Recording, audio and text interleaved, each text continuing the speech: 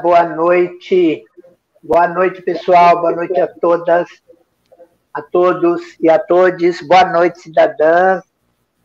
Sejam todas, todes e todes muito bem-vindos a mais uma live do MNCP, do Movimento Nacional das Cidadãs Positivas, no âmbito do projeto Positivas em Ação, com apoio do Fundo Positivo. Estou aqui com muito prazer, com muita alegria. O tema da nossa live de hoje é diversidade sexual e humana.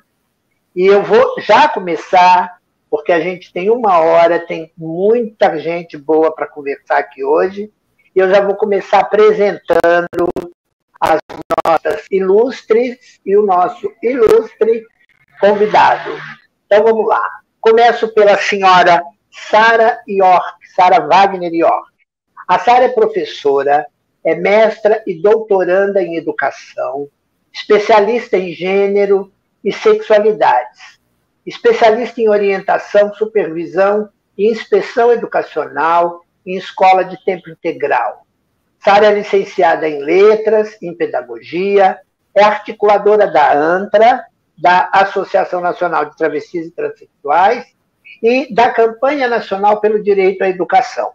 A Sara é uma travesti, ela é pai e ela é avó. Bom, boa noite, Sara. Prazer em ter você aqui com a gente. Gratidão, Jaqueline Rocha Cortes, você que é essa grandiosa musa nossa, há tanto tempo fazendo história. É uma honra estar aqui nesse dia que é tão especial para todas nós que somos professoras. Minha gratidão, muito obrigada. A honra é nossa, amiga. Passamos para a nossa segunda convidada, a senhora Valéria Suri. Valéria é graduanda em Direito, ativista pelos direitos humanos e consultora em diversidade. Valéria é uma mulher trans e com deficiência visual. Ela ministra capacitações e workshops sobre diversidade e inclusão para órgãos públicos, instituições de ensino e organizações privadas. Muito bem-vinda, Valéria. Boa noite, uma satisfação ter você com a gente. Boa noite, Jaqueline. Também é um prazer enorme compor essa mesa hoje de pessoas assim que eu me espelho e admiro demais, né? Você principalmente tem sido aí um grande norte da luta de todas nós. E aproveito para saudar o público e acredito que vamos ter aí uma conversa com muito conteúdo importante. Muito obrigada, amiga. Maravilhosa a sua presença. Por fim, o nosso cavalheiro, o senhor Dan Caio Lemos. O Caio é um homem trans ativista dos direitos humanos. Ele é consultor do Instituto Internacional sobre Raça, Igualdade e Direitos Humanos pela América Latina. Ele é escritor, bacharel em Humanidades, bacharel em Antropologia, especialista nos estudos de gênero e sexualidade. Caio é mestre em Antropologia e doutorando em Ciências Sociais pela UNB e atualmente coordenador nacional do IBRAT, o Instituto Brasileiro de Transmasculinidades. Caio, boa noite. E aí, amigo, bem-vindo. Olá, pessoal, boa noite a todas, a todos e a todos. Gratidão, Jaqueline, mais uma vez. Tá nesse sofá com você, né, conversando, e com as nossas amigas aí que tanto tem um carinho também, que é a Sara e a Valéria. Então, assim, agradeço demais estar aqui com vocês. Espero, com certeza, nós vamos ter uma noite maravilhosa nesse sofá, né? Gratidão, vamos estamos sim. Aí. Gratidão é nossa, meu amigo. Muito obrigado. Você abrilhanta essa conversa com a sua perspectiva única, genuína. Bom, e eu, para todo mundo que não me conhece ainda, eu sou Jaqueline Rocha Cortes, eu sou integrante do Movimento Nacional das Cidadãs Positivas, o MNCP, sou integrante do Instituto Nacional de Mulheres Redesignadas, o INAMUR, sou integrante da RNP, a Rede Nacional de Pessoas Vivendo com HIV e AIDS. Sou ativista, mulher transexual redesignada, vivo com HIV desde 1994, há 27 anos, trabalhei no Ministério da Saúde, nas Nações Unidas, e hoje faço consultorias e mantenho meu ativismo. Eu sou casada, sou mãe, tenho um filho de 19 anos, uma filha de 12, e no momento eu estou vestindo, aprendi com a Suri, no momento eu estou vestindo um vestido de alça com estampa floral bem colorida lá primavera, puxando para o azul, para o rosa e para o amarelo. Meus cabelos estão presos para cima, com mechas loiras, e eu uso óculos. Bom, vamos para o nosso papo de hoje na tela com a Jaque. Vamos lá. Minhas amigas, meu amigo, diversidade sexual e humana. Sara, começo com você. Diversidade sexual, de que maneira ela estaria embutida na diversidade humana e deve ser ressaltada? Queria que você falasse um pouco sobre isso, amiga. Então, a gente utiliza aí esse movimento, né, de chamar diversidade, e a gente nunca sabe o que é diversidade, né, Jaqueline? Porque diversidade parece que é uma palavra que agrega tudo. A gente fala diversidade, a gente pode estar falando... Eu, por exemplo, sou uma mulher com deficiência visual, né? Eu sou cega de um olho e com baixa visão no segundo olho. Assim como Suri, sou do grupo de mulheres, de pessoas com deficiência. Então, assim, a gente está falando, quando a gente fala de diversidade, a gente está falando de quê exatamente? De mulher cega, de mulher surda, de travesti, de lésbicas, de estudantes cadeirantes. Então, essa palavra diversidade, ela acabou se tornando um combo, quando, na verdade, o que a gente fica tentando pensar, e de um modo muito mais profundo, seria trazer ou tensionar aquilo que seriam os aspectos da diferença. E isso talvez nos interesse mais, né? Observarmos que todos nós que estamos dentro dessa complexidade, que aqui a gente está chamando de diversidade sexual, né? Que aí tem esse combo, né? Que corresponderia sexo, gênero, prática sexual, desejo, expressão de gênero, esse combo todo com aspectos da diferença e que estão atravessados em todos os sujeitos ao longo da história. Então, por mais que o sujeito diga, essa conversa de diversidade, de sexo, de gênero aí, é de vocês, é uma conversa para todos nós, né? Para todos os seres humanos e também para os animais. Afinal de contas, inclusive o reino animal, né? Tem aí as diversidades sexuais, diferente da nossa, claro, mas também possuem os mesmos atributos. Eu acho que, a grosso modo, assim, de modo mais superficial, é isso. Beleza, querida, perfeito. Suri, e como é essa questão para você, no sentido amplo também, da diversidade sexual e humana? Sim. Bom, em primeiro lugar, eu também vou seguir aí seu exemplo, né? E vou fazer minha autodescrição.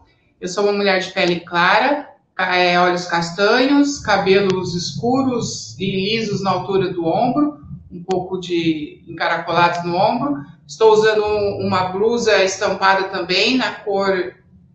Gente, não lembro. Eu sei que o casaco que eu estou usando por cima é um blazerzinho levinho na cor bege. Estou no meu quarto aqui, numa poltrona no meu computador.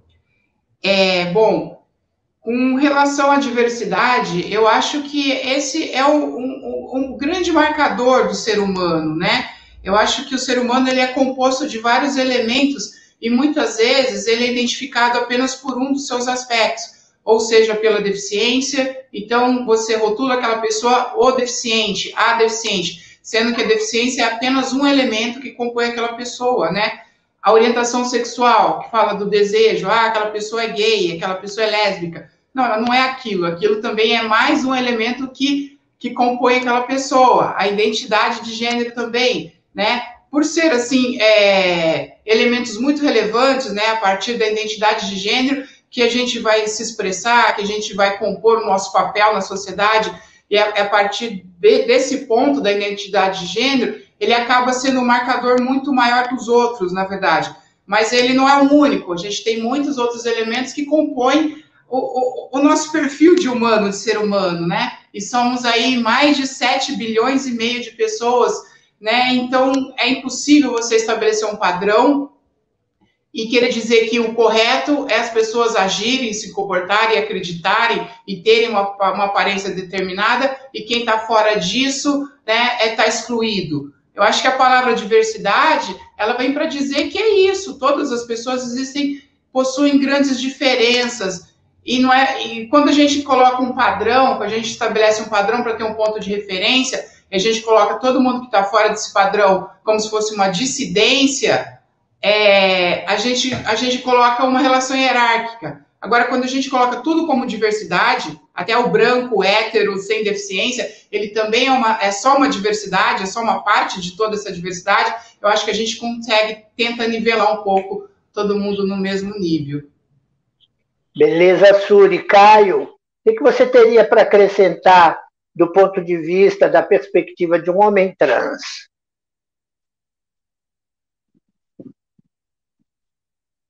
Oi, Caio? Caio, você está aí?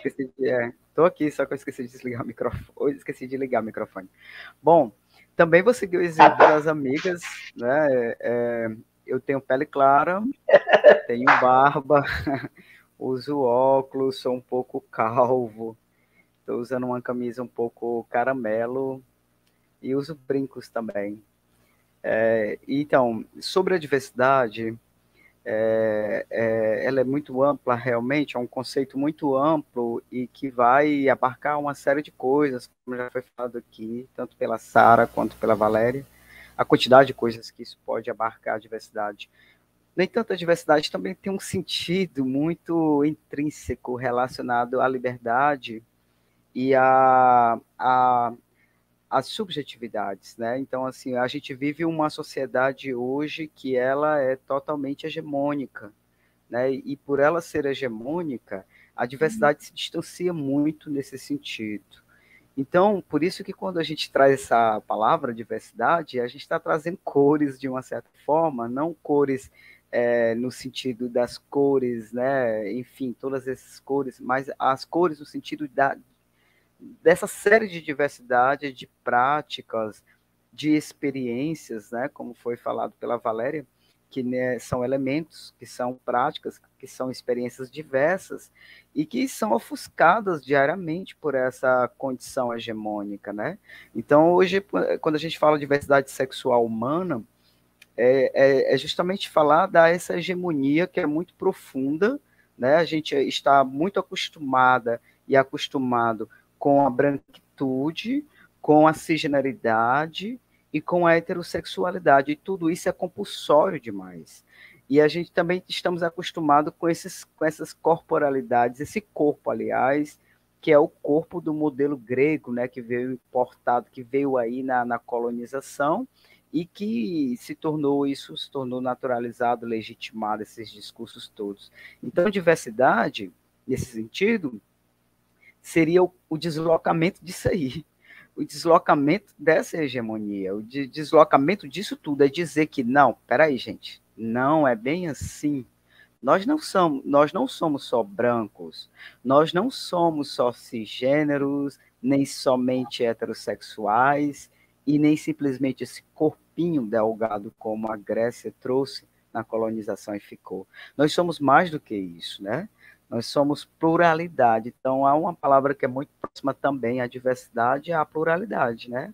Que vai falar dessa polifonia, dessa diversidade.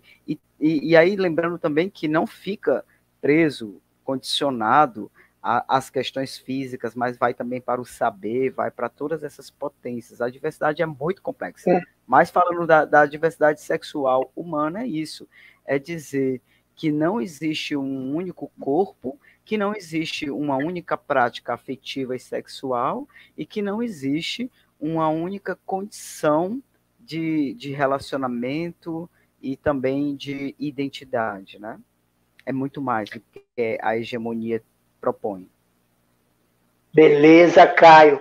Nossa, gente, que maravilha. Eu queria aproveitar essa questão que vocês trouxeram, cada um com essa amplitude e, ao mesmo tempo, com uma simplicidade tão grande da diversidade, aproveitar que estamos falando da diversidade sexual e da diversidade humana, e justamente, talvez a única coisa que tenhamos de igual é sermos diferentes, é sermos diversos, né? E aí, na diferença, a gente tem também a autoidentificação. A gente tem as identidades, que são plurais, mas que também são singulares.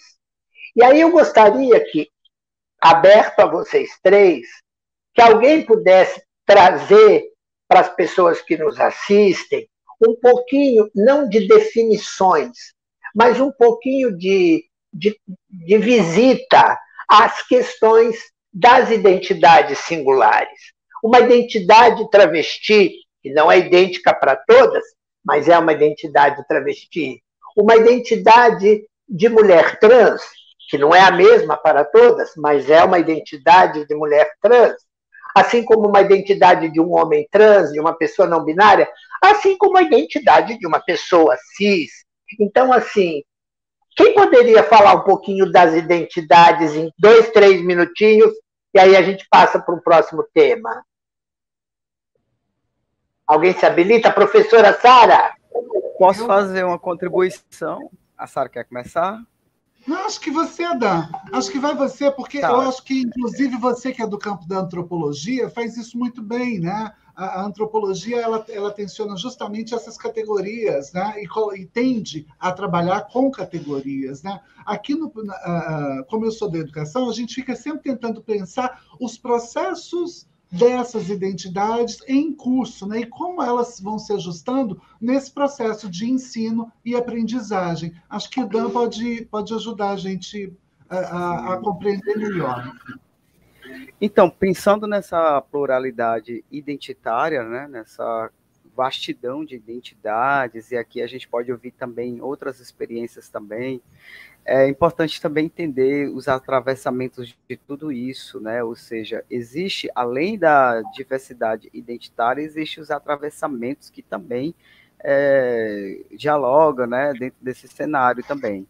E existe também o não pertencimento, né? Como eu já havia falado, essa sociedade, por ser hegemônica, ela não vai, ela está o tempo todo excluindo outros modelos, outras práticas, outras experiências, e isso vai ocasionando o que eu estou tentando dizer que é o não pertencimento, ou seja, muitas identidades hoje no Brasil não são pertencidas, não são pertencidas na esfera pública, como na esfera social e cultural, né? E isso vai causando uma série de violências, né? E isso vai causando também a ausência das tecnologias que abarquem as nossas existências, né? A experiência de uma travesti, de uma mulher trans, e a experiência, por exemplo, de homens trans e transmasculinos não são as mesmas.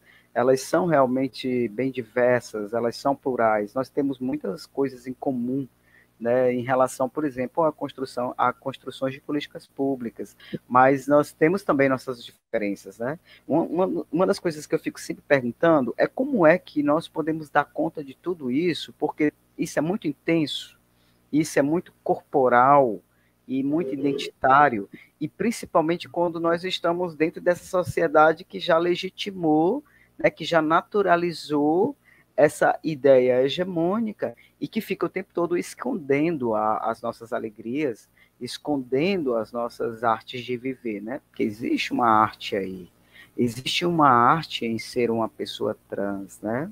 Então, é importante a gente pensar que nós vivemos uma relação de economia corporal, de economia simbólica, e que essas relações elas estão imbricadas com os sistemas culturais, e que isso vai causando o conflito, mas ao mesmo tempo vai causando as relações. Então, hoje, por exemplo, as questões identitárias é o nosso leme, é o nosso leme de vida, principalmente as pessoas que mais vivem situação precária no Brasil, que são as pessoas trans.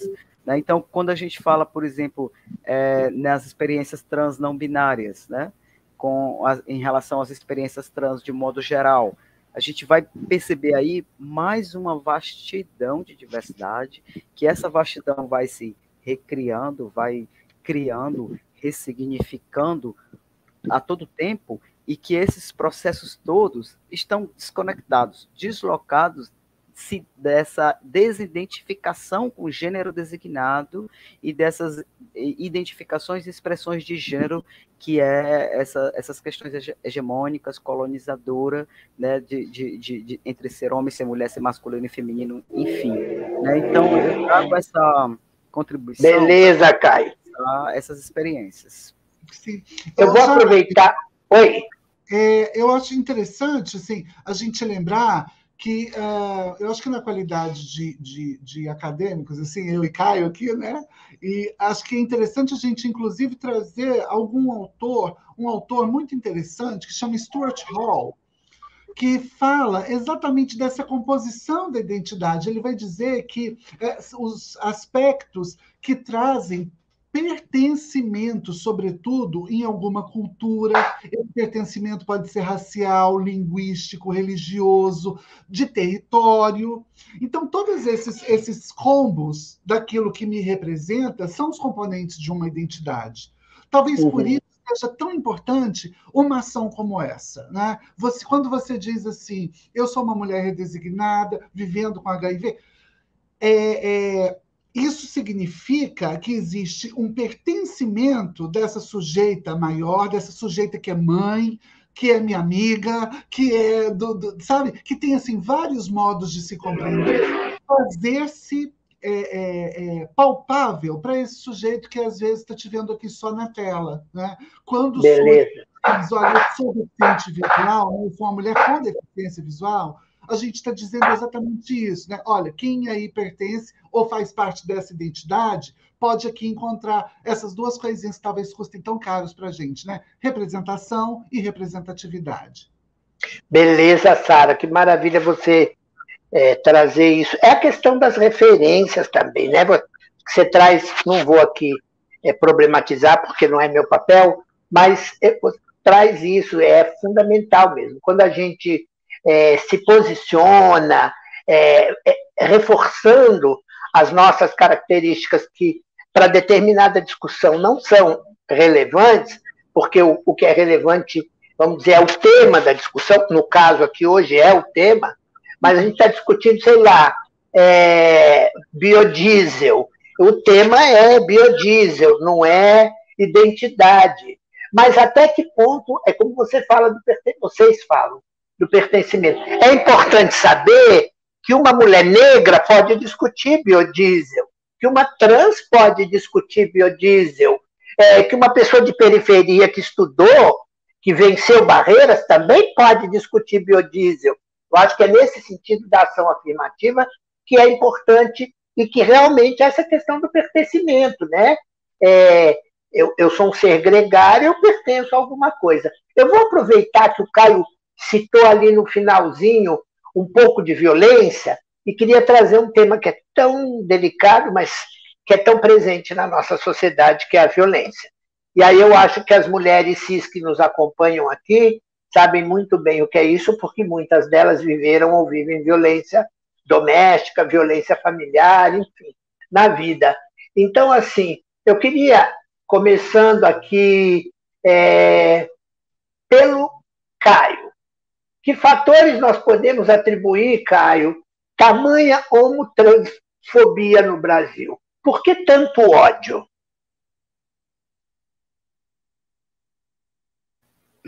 É um tema realmente que nos causa dor, né? Só em falar nesse tema já nos causa dor.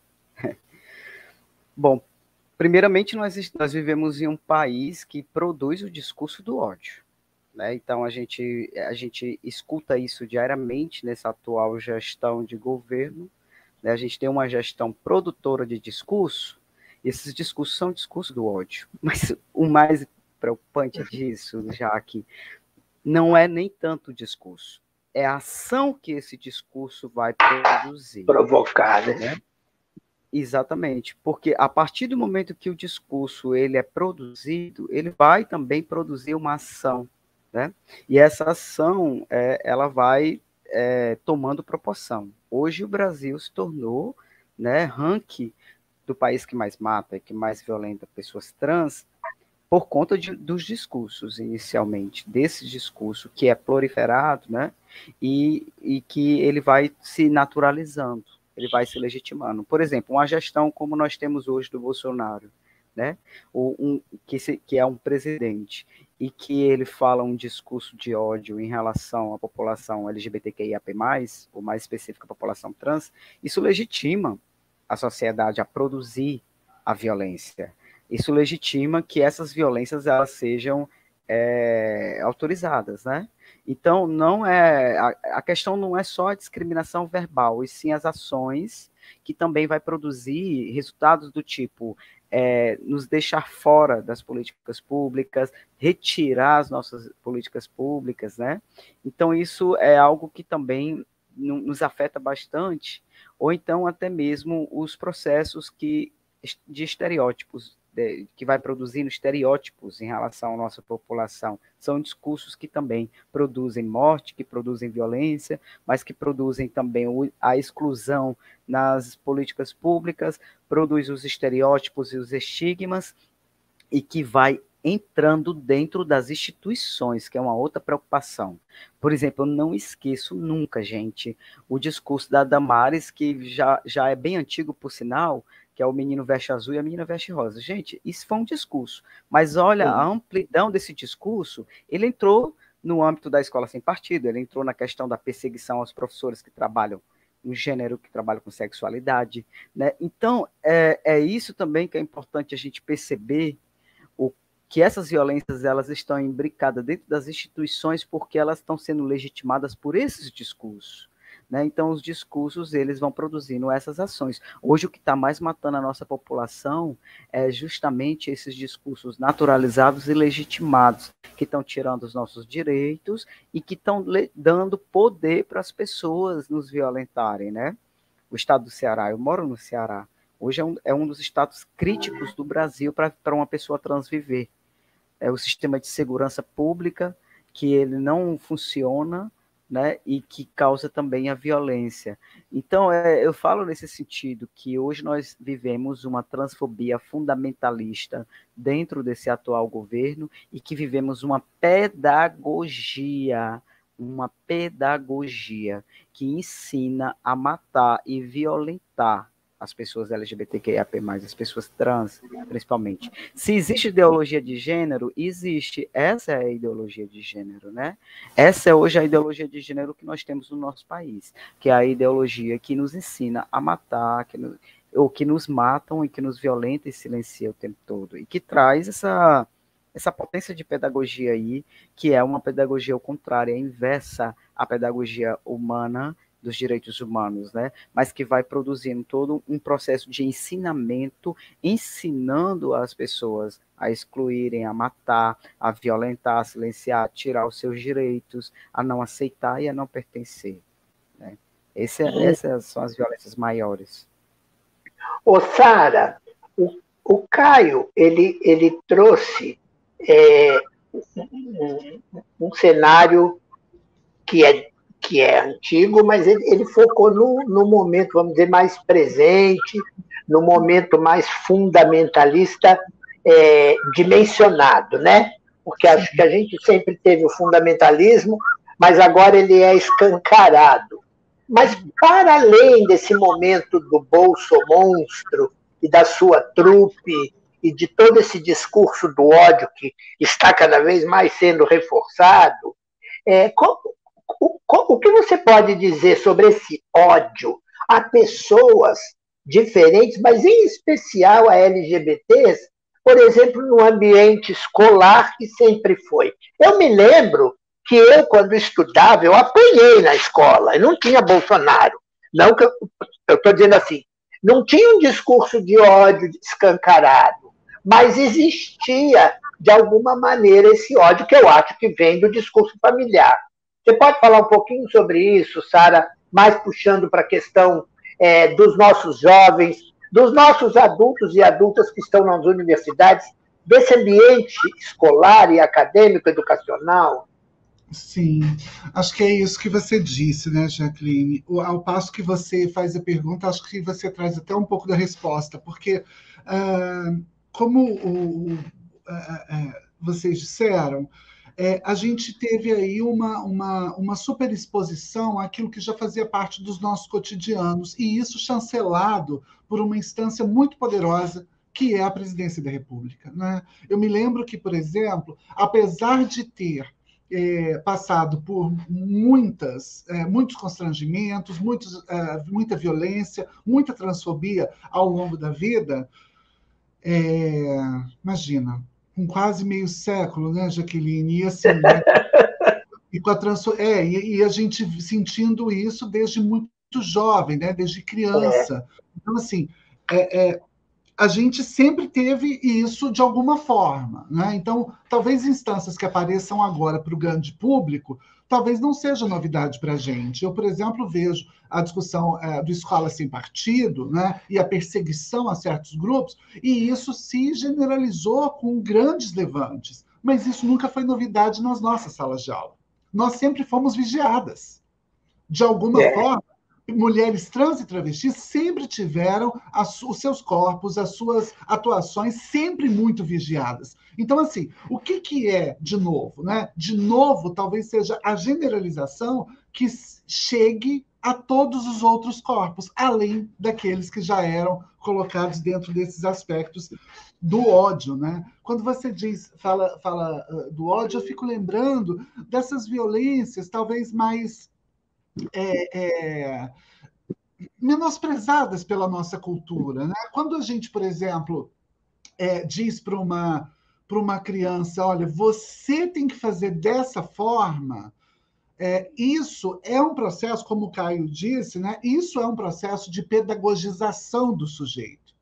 Então, quer dizer, como que a gente tem utilizado esse processo de aprendizado, né, e de ensinagem, já que a gente tem a aprendizagem, com esses sujeitos que estão chegando ao mundo? Por exemplo, a gente tem nas escolas um processo que chama de esfraldamento, né? Que as crianças aprendem a tirar a fraldinha para começar a usar calcinha e cueca. E isso é feito de um modo que parece lúdico e de brincadeira, né? Colocam as crianças ali juntas e aí elas fazem uma musiquinha. Eu já assisti escolas que fazem assim, fraldinha não. Menino usa cueca, menino usa calcinha. Uma musiquinha assim para poder ensinar que uma coisa, que meninas pertencem a um mundo e meninos pertencem a outro mundo.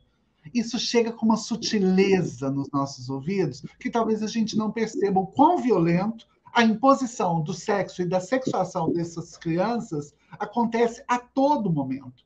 E na sutileza, porque parece que é uma brincadeira, né? Uma brincadeira de criança. Só que a gente não está falando de brincadeira de criança. A gente está falando de brincadeira que vão legitimar algumas crianças a poderem brincar e outras crianças não serão inclusas. São essas as crianças excluídas, deixadas de lado, que talvez seja um grande problema aqui para a gente.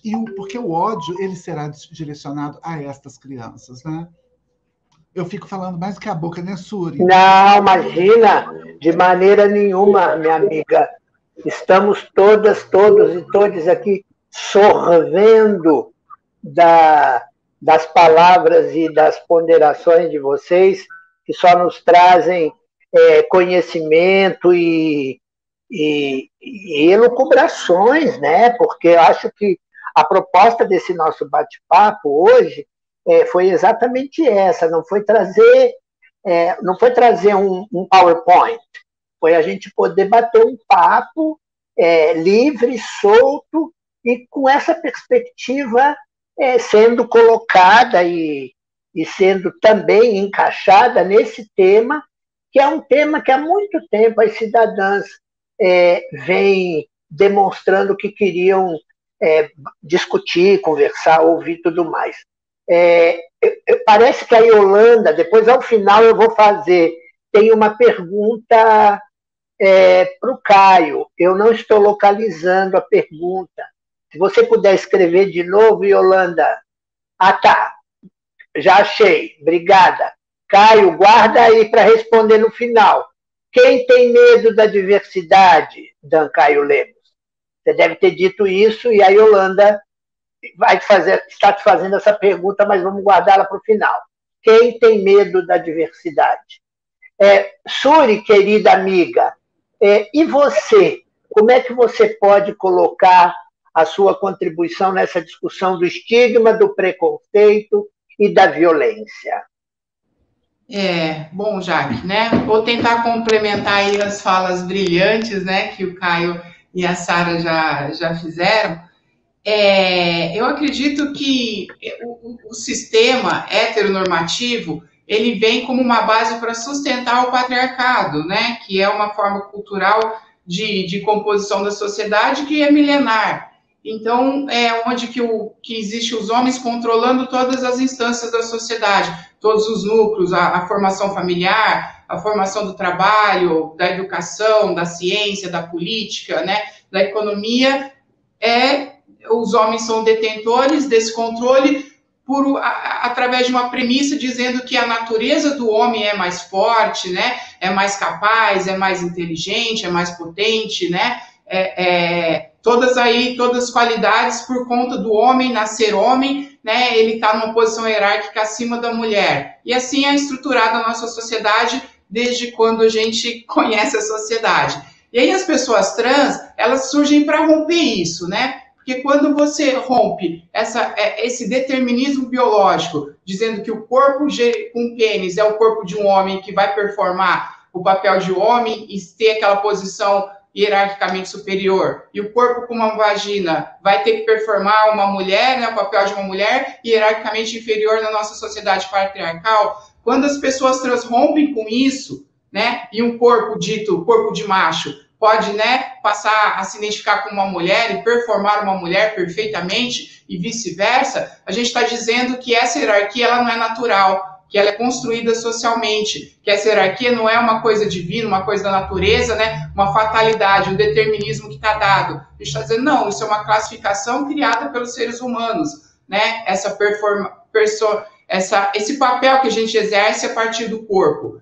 Quando a gente rompe com isso, as pessoas trans estão rompendo com isso, a gente está desestabilizando todo o patriarcado. A gente está dizendo para um homem que não é porque tem um corpo, nasceu com um determinado corpo, que ele é um ser superior. Tá? Uma pessoa que nasceu com o corpo biológico de uma mulher pode performar um homem, fazer qualquer coisa que o homem faz. Né? E um homem também pode performar o papel de uma mulher na sociedade. E tem pessoas que estão rompendo com isso, né? Rompendo com todo o determinismo biológico. E a violência está sendo a resposta, porque a partir do momento que isso for aceito, plenamente aceito na sociedade, né, essa posição hierárquica do patriarcado, ela perde toda a razão de ser, ela perde toda a força argumentativa num determinismo biológico. Então, o homem que prefere deixar de ser homem para viver como mulher, ele tem que pagar com a vida, porque ele está traindo a caste dos homens, né? Ele está se rebaixando, ele está abrindo mão da posição hierárquica superior dele para viver como uma mulher, como um ser inferior. E aí ele está envergonhando todos os outros homens, né? E as mulheres trans, elas acabam pagando com a vida esse crime aí feito à classe dos homens.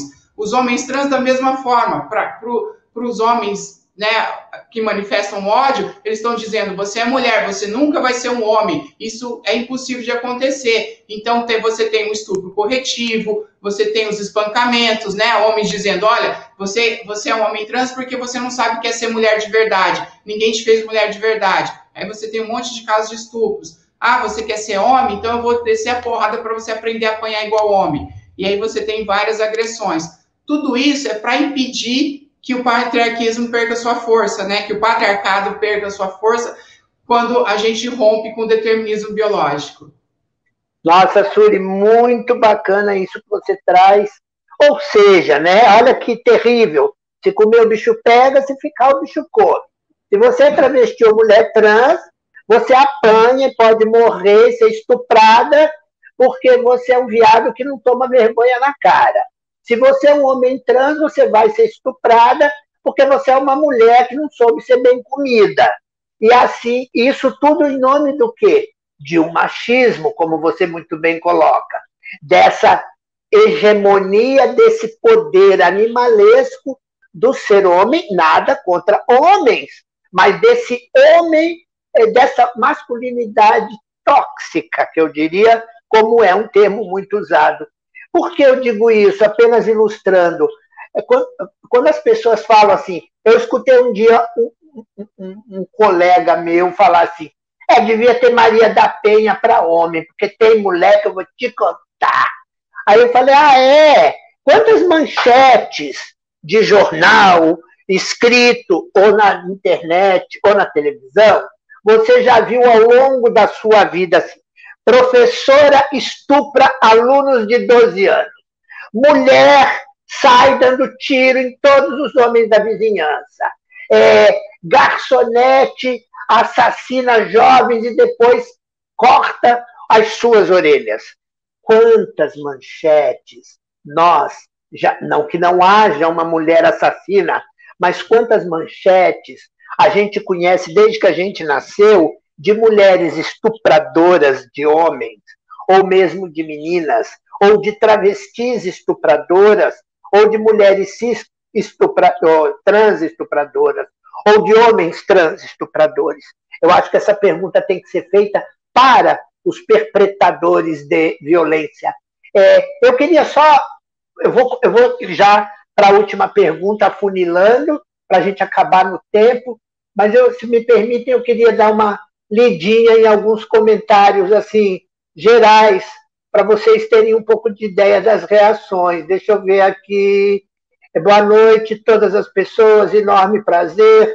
Boa noite, professor, te desejamos um salário de deputado e um prestígio de jogador de futebol. Gratidão. Para o Caio, acho. Boa noite, um prazer estar. Professor no sentido geral. Aí, a palavra masculina. Professor, boa noite, um prazer estar aqui. Boa noite, boa noite, boa noite, boa noite. Quem tem medo da diversidade? Dan Caio, já está perguntado. Sempre bom ouvir Dan Caio. Um prazer estar conhecendo vocês, meninas. Boa noite, galera linda.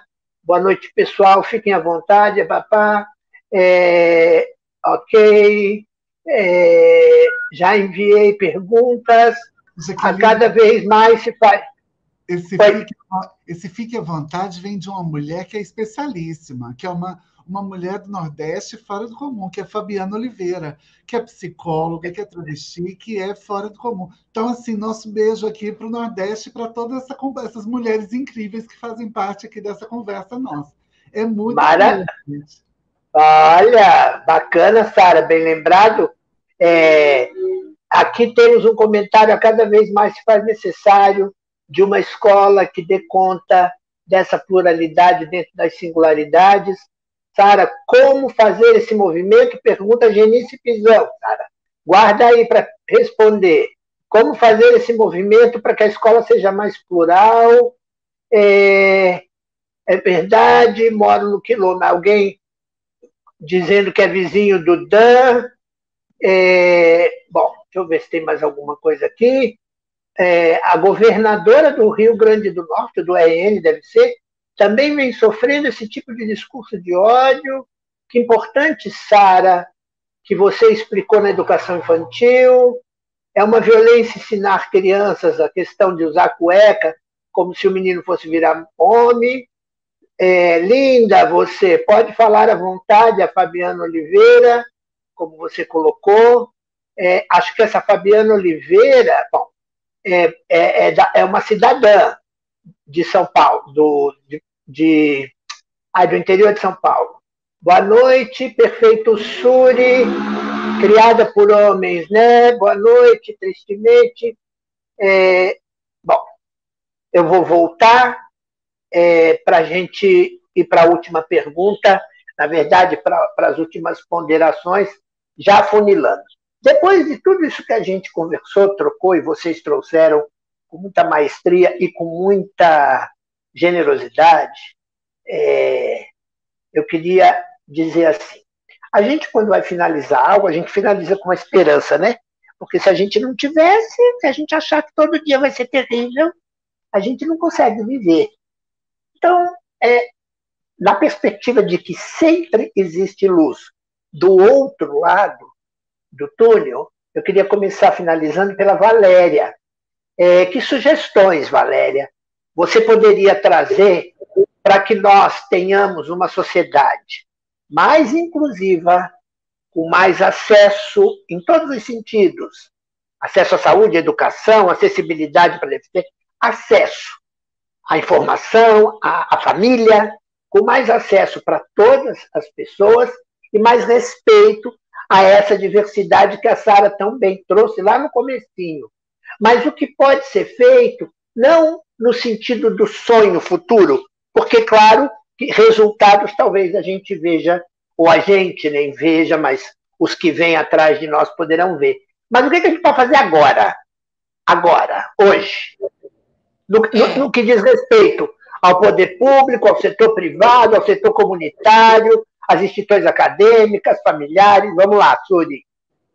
É sempre um trabalho de passo a passo, né, Jaque? A gente sabe que a luta que a gente trava agora, as conquistas vão ser sentidas muito lá na frente. E o pouco de avanço que a gente tem hoje é porque gente como você, Jaque, já lutou pela gente há muito tempo lá atrás, né? Como a Sara, como o Caio, e a gente está colhendo hoje. Então, quase sempre quem luta não vê os avanços conquistados, né? Deixa para as gerações posteriores alcançarem. Então, a gente luta realmente para que o futuro seja melhor. E hoje, eu acredito que o que a gente pode fazer é realmente ocupar os espaços, é reivindicar espaços na mídia, né? Participação em peças publicitárias, em filmes, em novelas, em séries, né? Para que as pessoas se acostumem a naturalizar a presença de pessoas trans, a naturalizar a presença de pessoas com deficiência. Eu acredito que a escola, né, as instituições de ensino é o grande lugar de transformação, né? É muito mais fácil você mudar o pensamento, né? Você levar conscientização para um garoto lá de 10, 11, 12, 13 anos que ainda está em formação,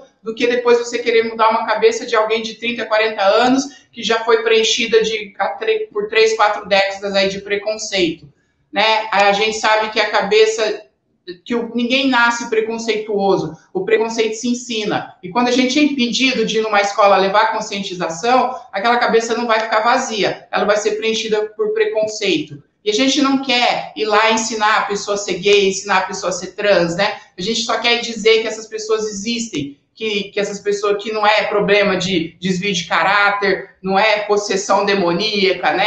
Não é desequilíbrio mental, é só a parte da natureza. E isso não vai fazer esses garotos se transformarem em pessoas LGBTs. Só vai fazer que no futuro, quando esses garotos forem adultos, né, e ele tiver um filho trans ou gay, ele não vai expulsar de casa. Se ele for um empresário, vai receber um currículo de uma pessoa trans ou uma mulher lésbica, ele vai cogitar em contratar, vai avaliar as competências dessa pessoa e não a sexualidade ou a identidade dela. Então, é a transformação. E por isso que as instituições de ensino hoje estão sendo tão blindadas. Por isso existe esse discurso de ideologia de gênero, para que a gente não leve conscientização nas escolas, porque eles sabem que quando a gente conseguir isso, no futuro, realmente, daqui 20, 30, 40 anos, todo o discurso de ódio não vai ter força nenhuma, não vai ter peso nenhum. E aí, esse conservadorismo patriarcal vai ter ameaçado a deixar de existir. Então, a batalha maior que se trava realmente é dentro das escolas, né? É que tipo de cabeça nós vamos formar. Então, eu acredito muito nisso. Só que quando isso é impedido, quando isso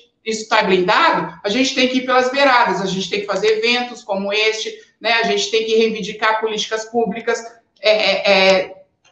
chamar o poder público para o diálogo, né? Muitas vezes as pessoas acham que o ativismo é só fazer barulho, erguer cartaz, fazer protesto. Não, as pessoas ativistas, sérias, elas estudam, elas pesquisam, né? Você tem que se debruçar em portaria, você tem que se debruçar em decreto, porque você tem que ir lá conversar em Secretaria de Saúde, Secretaria de Educação e Cultura, e se você não estiver bem preparado e informado, eles vão te engolir, eles simplesmente te falam, não pode isso, não pode aquilo, está fora dos meus atributos, e se você não tem informação, você não tem como contra-argumentar. Por isso que cada vez mais eu percebo o ativismo mais preparado, mais bem informado, indo de igual para igual debater, entendeu?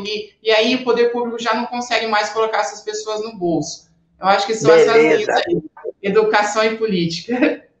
Nossa, quanto conteúdo você trouxe, que maravilha! Ou seja, educação, informação, resistência, conversar, dialogar, se fazer presente, né? Porque distante ninguém muda nada, você tem que estar ali mesmo. E você traz uma coisa muito sábia, assim, a forma que você fala. A cabeça não fica vazia, ela pode ser preenchida de preconceito. Olha que interessante isso, né?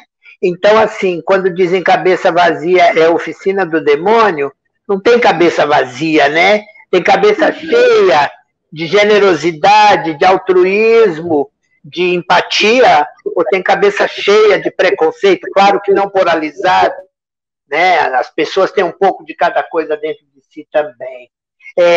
Eu vou passar, muito obrigada, Suri, muita gratidão por você estar aqui com a gente e trazendo tanto conhecimento e tão nova, tão jovem, e é isso que dá gosto, né? A gente que já é vovó, que já está passando dos 60, é isso que dá gosto mesmo. Lá no passado, não se conversava nem sobre transexualidade.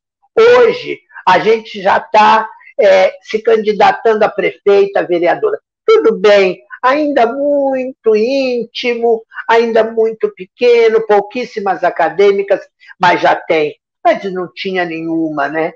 Então, nenhuma e nenhum. Eu vou passar para o Caio agora para fazer essas suas últimas ponderações sobre essa luz do outro lado do túnel, Caio. O que a gente pode fazer agora para melhorar do ponto de vista nosso e do ponto de vista dos parceiros e das parceiras? Sendo bem enxuto, né? Nós esperamos, por exemplo, inicialmente das gestões, né? A gente espera que as gestões lidem com a diversidade, e aí, de uma forma ampla, né? E todas essas diversidades que foram faladas aqui, mas também importante não esquecer as questões socioeconômicas também, que são muito importantes, né?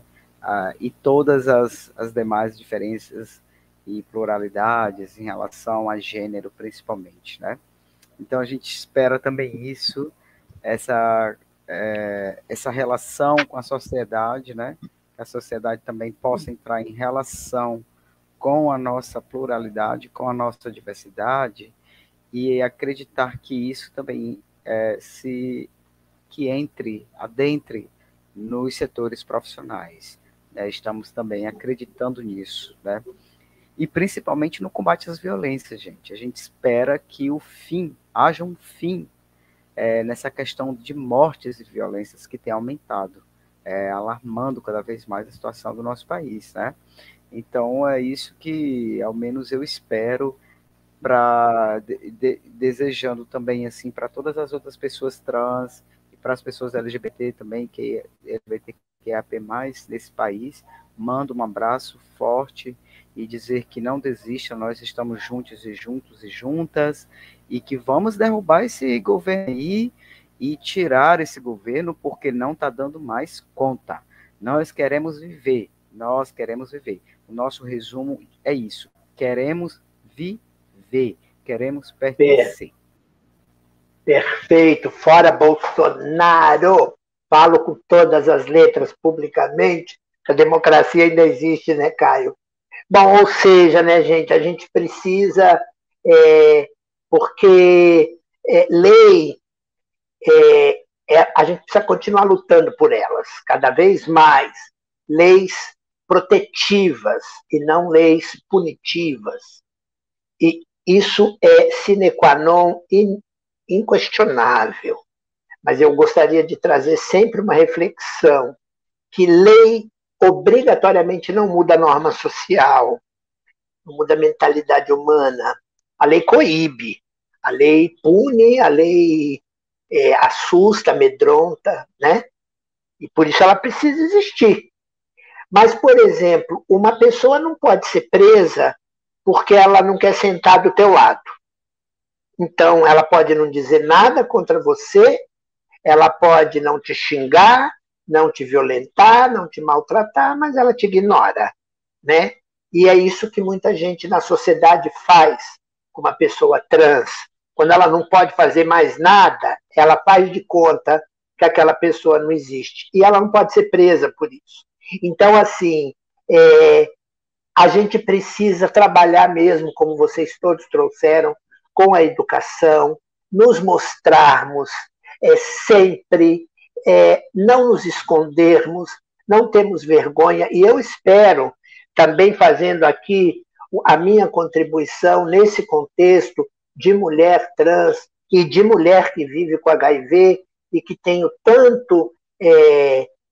tanta parceria com as mulheres do MNCP há 20 anos e que a gente sabe o tanto também que é um preconceito que não está na pele, né? Mas está no sangue. Então, assim, ninguém vê, mas quando vê é terrível para muitas pessoas, né? Que também é uma segregação, também as pessoas têm medo de falar sobre isso, tamanho preconceito. Mas que as nossas filhas, filhos, netos, netas, que eventualmente sejam trans, negros, homens trans, gays, não tenham medo de atravessar a rua para comprar um pão na padaria. Bem lembrado pelo meu amigo Carlos Santos, psicólogo, e isso eu vivi na minha vida, para uma trans, muitas vezes, a atividade mais simples da vida, que é atravessar a rua e comprar pão, ela é um terror, né? É um corredor russo. Você não sabe se nesse caminho você vai apanhar, levar pedrada, ser xingada, levar coió. E assim ainda infelizmente. Bom, eu vou pedir para a nossa Sara, maravilhosa, fechar, antes das perguntas, claro, essa live com essa luz do outro lado do túnel, Sara.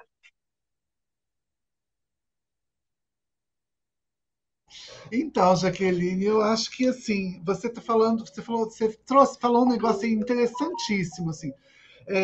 A luz do outro lado do túnel, né? Tem uma teórica que chama Glória Zadoua, que ela coloca como se ela fala de uma epistemologia mestiça, né? Como se a gente tivesse de um lado e do outro lado do rio tivessem as soluções para a vida. E aí a gente só precisa atravessar esse rio. E aí lá do outro lado tem as soluções. O problema é que não existe nem o rio, nem o outro lado do rio. Essas soluções todas elas precisam ser encontradas do mesmo lado do rio, porque ambos lados têm problemas, né? E esses problemas se diferenciam. Hoje eu estava apresentando o meu programa na 247 e a ANTRA vai e solta um tweet dizendo que eu era a primeira âncora trans da história do Brasil. E eu não tinha noção disso, que eu estava fazendo história ali naquele momento, porque eu já acompanhava outras parceiras que faziam esse trabalho. A gente faz o levantamento da ANTRA das mortes. Em 2020, foram 175 crimes de ódio contra mulheres trans e travestis. Os dados ainda são nublados quando falamos de homens trans, o que é um grande problema para a população, né? De um modo geral. Então, quando eu vou quase respondendo a pergunta da Janice aqui, Jaqueline. Claro. A Janice Pisão, ela perguntou como fazer para a escola ser um lugar melhor, não é? Então, talvez, diante dessa glória que fala que existe um lado de lá que a gente fica tentando atravessar, não é? Como que a gente pode dar conta dessa pluralidade dentro das singularidades? Eu acho que o grande movimento vem da educação. Ainda é na educação, como todas nós aqui sabemos, né? Na restituição de memória, né? A gente precisa lembrar que o Brasil perdeu a memória de quem era. Parece que a gente não sabe que a gente fez parte do mapa da fome antes dos governos de redemocratização. A gente não está falando do PT, ou do Lula, ou do Bolsonaro. Não são sujeitos. Nós estamos falando de estruturas governamentais que trouxeram para o Brasil a fome que a gente já não tinha como conhecemos antes da redemocratização do Estado, né? Da redemocratização do Brasil. Eu acho que a inserção trans em todos os espaços, né? Quando Suri está aqui e ela vem dizendo, olha, eu sou do campo do direito, quer dizer, não é só ali as condições que ela se coloca, né? Mas as condições que esse espaço também precisa se colocar para recebê-la. A gente leva o desconforto com o nosso próprio corpo, e isso é já um grande problema. E eu acho que tensionar sempre a diferença e o privilégio. Pensar em si, né? Quantas mulheres, Jaqueline, e eu sou apaixonada por você há muitos anos, você sabe disso, porque Quantas vezes você abre a boca para falar de HIV e AIDS, representando tantas de nós? E você sabe que muitas mulheres não poderão falar disso publicamente, porque talvez o peso que elas já carreguem em suas vidas seja maior do que suas próprias existências. E você está lá, sendo esse nome, sendo essa voz, fazendo dessa forma. Talvez para mim isso seja a grandiosidade de uma conversa como a nossa. A gente ressaltar a diferença, né, nessa diversidade, e repensar os nossos privilégios, como o Caio tão bem disse, né, que é endereçado, ele tem classe, o nosso privilégio ele tem cor no Brasil. A gente sabe com quem a gente está falando, ele tem regionalidade, ele tem território. As propostas, elas acompanham sempre determinados grupos. Então, são essas múltiplas quebras de barreira que talvez a gente esteja trazendo aqui. Vou mostrar aqui o livro do Jacob, né, que é da Thaís Emília. Esse aqui é um bebê intersexo. Vou querer ler. Esse bebê intersexo talvez seja o nosso grande problema, né? Porque a gente já dá conta de se virar. Solta a Súria aí no meio da rua. Ela não vai ser qualquer homem, não está de qualquer jeito. Já dá conta de gritar, de fazer um monte de coisa. Joga Caio no meio do Brasil, se vira bem. Joga ele no mundo, se vira bem em qualquer lugar. Jaqueline, joga a vovó Sara e o pai Sara. Agora, como é que a gente vai fazer com um bebê como esse, que tem a sua sexualidade compulsoriamente designada pela medicina? Isso está acontecendo agora no Brasil. Bebês intersexo que têm suas genitálias arranjadas para poder existirem dentro de uma condição binária nesse país. É sobre isso. As lutas que talvez, Jaqueline, a gente ainda nem saiba do que a gente está falando numa live. Verdade. Mas que o futuro vai nos mostrar. Né? Lutas que a gente ainda não lutou, que lutará, mas que já se mostram gritantes, né? Muito obrigada, Sara. Eu queria só, finalizando aqui, ler alguns outros comentários, e acho que Sara já respondeu a pergunta de Genice, pedir para o Caio responder, para a gente poder finalizar, mas em consideração a todas que estão vendo, alguns comentários. Fabiana Oliveira diz: me lembro quando o pai ou o avô levava o filho na zona, antigamente, para ele aprender a ser homem. Horrível essa pressão. Palmas, da Ana Paula, que bacana. Boa noite, a Edilma. Elizabeth Lima, boa noite. Auxiliadora do MNCP da Zona Rural de Mossoró. Elizabeth, Genice, palavras importantes. Alice Oliveira, as sementes devem ser colocadas em todos os lugares. Devemos furar a nossa bolha, sair dela e ampliar ao máximo o horizonte. Que bacana, está sendo plantada mais um monte de semente aqui hoje. Jaciara dando boa noite da Bahia. Oi, Jaci, obrigada pela sua participação. Alice Oliveira, sempre fortalecendo a nossa autoestima, para que as pessoas acessem as leis que já existem. Live Music deve ser do MNCP, LGBT pagam impostos também. Credileuda, parabéns, Jaqueline, tema maravilhoso, obrigada. Credi, saudade. Jussara Portugal, nossa amiga das antigas, do Rio de Janeiro presente. Deixa eu ver mais quem, se eu não falei, alguém me perdoa. Marcelo Gaio, uma lei que incentiva a mudança de sexo. Concordo, Marcelo. Parabéns pelo momento, tema muito importante para hoje. Eu acho que é isso. E aí eu vou passar para o Caio responder e a gente dá uma boa noite, que o João precisa sair, está aí esperando, e a gente está dentro do tempo aí. Começamos 5 minutinhos depois, estamos aí 1 horinha. Então, quem tem medo da diversidade? Gente, essa é uma pergunta muito interessante. Mas eu gostaria de responder essa pergunta com uma imagem. Se a Jaqueline me permitir, eu gostaria de colocar uma imagem aqui em tela, tá? Claro, claro que sim. pegar aqui. Vou tentar aqui compartilhar a tela para a gente realmente ver. Tá. Vocês pasmem. Diga, Caio. Só um minuto. Estou tentando aqui fazer o compartilhamento.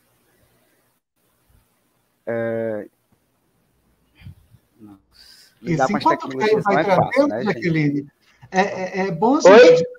Enquanto o Caio vai trazendo a imagem dele, aí ele está colocando na tela. Enquanto ele vai trazendo, é interessante a gente falar que a pessoa falou aqui lei que incentive mudança de sexo. Ninguém precisa de lei para isso, não, minha gente. As pessoas são o que elas são e elas vão atrás daquilo que as pessoas querem ser felizes. A nossa obrigação, né, e outra, a nossa obrigação é respeitar cada um na sua real condição. Aí o Caio colocou...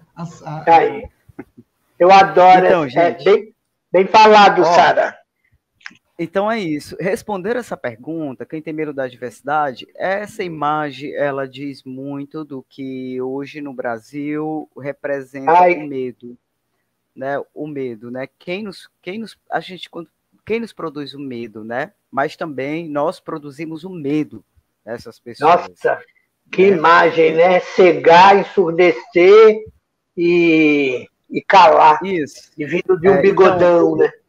A gente vive um país hoje, né, onde as diversidades elas não são reconhecidas, porque existe um poder, né, um poder que legitima, que é esse padrão normativo que já foi falado aqui, né, e esse padrão ele é dominante, ele é patriarcal, e que é esse famoso homem cis viril, né? A gente vive essa realidade que é fruto do patriarcado, né?